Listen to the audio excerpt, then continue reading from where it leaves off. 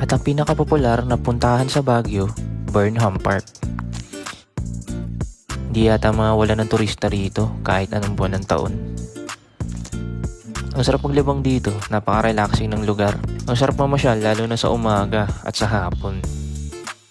Ang lakas at ang lamig ng hangin. Pwede mag-picnic, malilim kahit tatanghali. May soccer field nga din pala dito. Syempre dahil nandito na din, hindi na namin pinalampas tong swan boat. 100 to 200 pesos nga pala ang price niya per hour. Man-made lake nga pala itong lawa na nasa gitna at pinangalan sa architect na gumawa nito na si Daniel Hudson Burnham taong 1905. Grabe, ayoko na. Nakakahingal. Tumatanda na talaga tayo. Napansin ko ang tigas din ng pedal ng boat namin. Kung may mga dinadaing kayo na sakit sa tuhod, nako, huwag nyo na itry. Dito na lang kayo sa mga bike.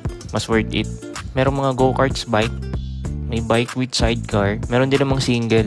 100 to 200 pesos per hour din. Depende sa size ng bike. Ang sarap maglakad-lakad. Nadaanan din namin itong mga flowers and bouquet. Sobrang gaganda at ang mumura ng mga flowers dito. Naglalaro sa 300 to 500. Pero pag medyo magarbo na, around 700 to 1,000 pesos.